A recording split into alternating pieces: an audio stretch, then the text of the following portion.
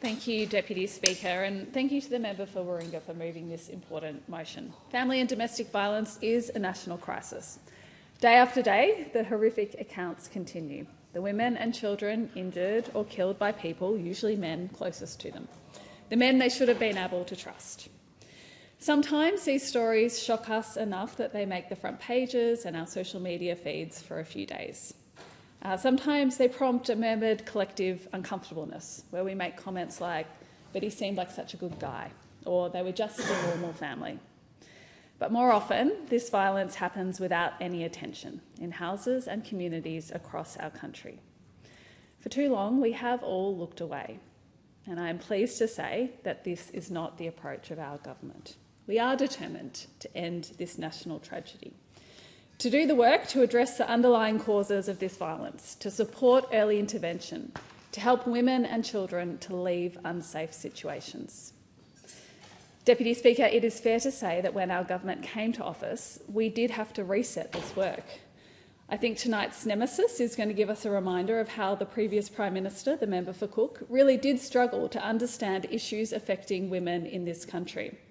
I won't run through it all, we can watch it for ourselves tonight, but of course there was the time he told women they were lucky they weren't living somewhere they could be shot for marching to Parliament and asking for women to be safe.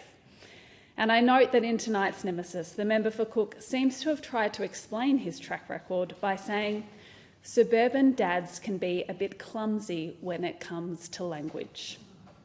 So there was a lot of work to be done, and our government has got on with it. In 2023, our government released the National Plan to End Violence Against Women and Children, which has the goal of ending violence against women and children in one generation.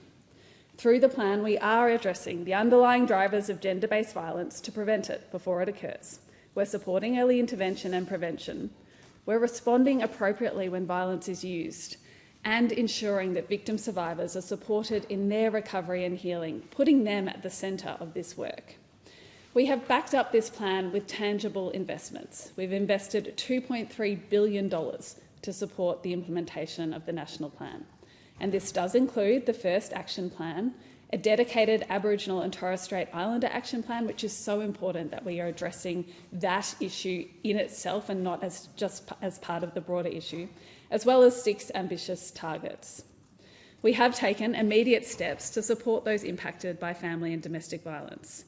We've changed the escaping violence payment to significantly reduce the amount of time it takes victim survivors to access support.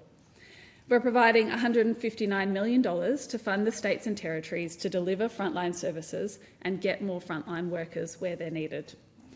We've legislated 10 days of paid family and domestic violence leave for all employees, including casuals. And as I said, we're rolling out new frontline and community sector workers to support victim survivors and ensure they get the support they need when they need it. Our government is also directing funding to address the drivers of violence, and this is crucial. This is where we will need to get real change, not just in this parliament, not just in what governments do, but real change in our community. So we're providing $100 million over 5 years to Our Watch to support their critical work. We've launched the consent policy framework to ensure young people are receiving consistent messaging about consent.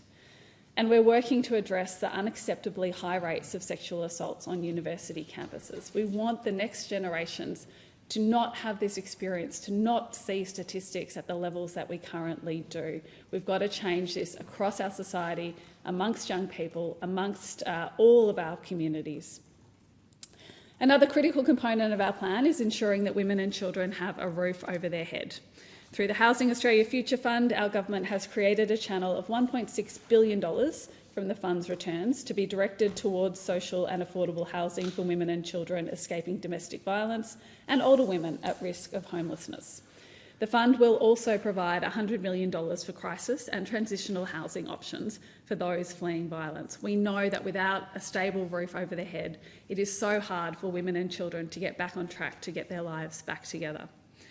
This work our government is doing, and what I've outlined is only part of it, does reflect the need for a continuing and wide-ranging national effort to end domestic and family violence.